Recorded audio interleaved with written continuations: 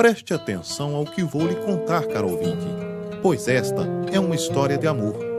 Não uma história de amor qualquer, mas de um amor que venceu a própria morte.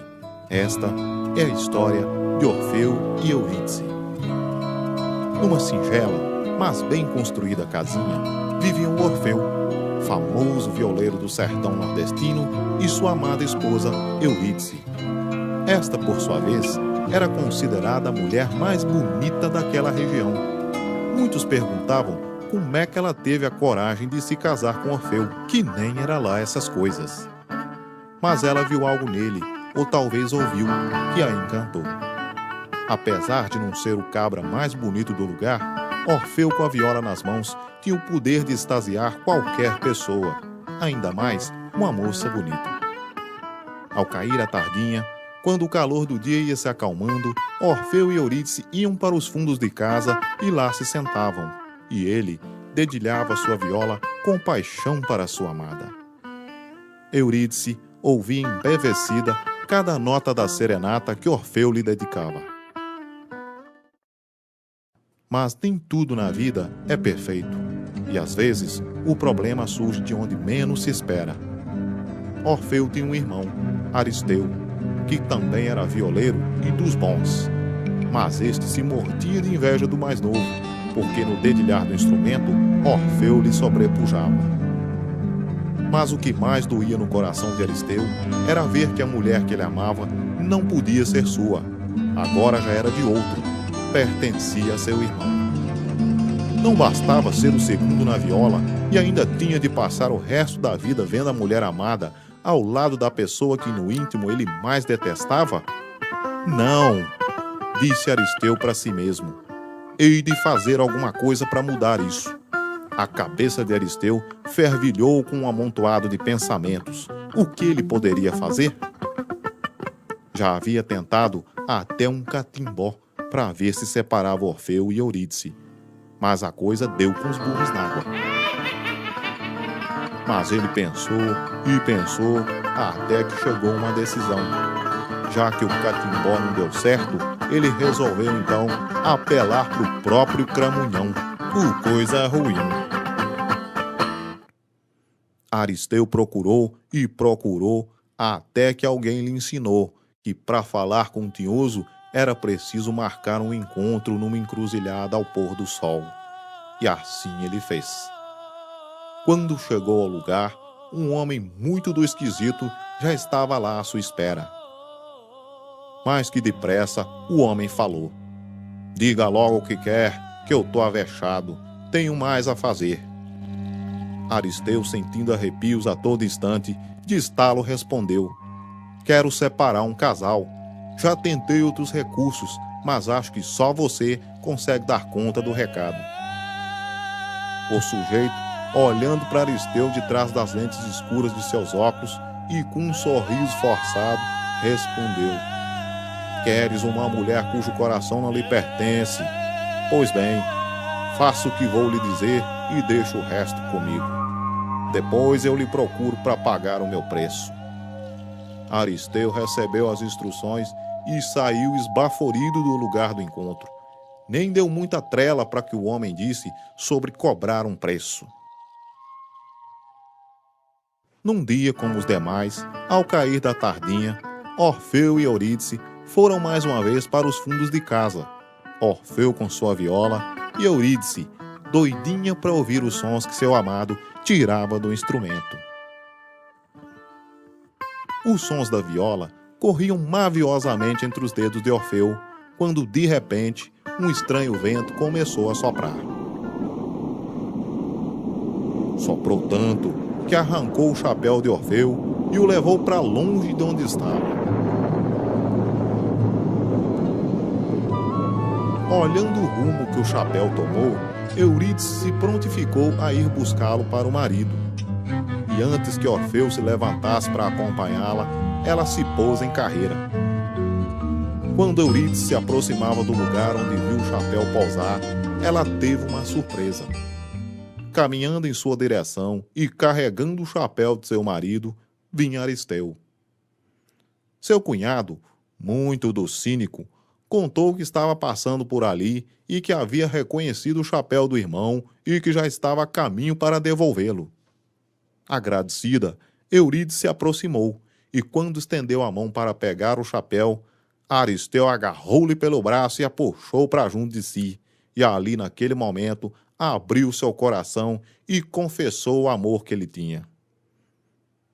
E na tentativa de roubar um beijo, Aristeu afrouxou a pega, e Eurídice conseguiu se livrar de seus braços e correu. Durante a fuga, ela acabou indo parar num lugar muito seco e pedregoso. E na corrida desembestada, sem olhar onde pisava, tropeçou e caiu. Então, do nada apareceu uma cobra, saindo do meio das pedras. A danada armou o bote e Aristeu chegou logo em seguida. Mas já era tarde. Eurídice já estava dando seus últimos suspiros. Ele ainda viu a cobra, mas com medo não fez nada. Ninguém tinha visto uma bicha como aquela. Ao ver a mulher que amava daquele jeito, deu um grito de desespero, colocou-a no colo e começou a praguejar e a amaldiçoar o coisa ruim por tê-lo enganado.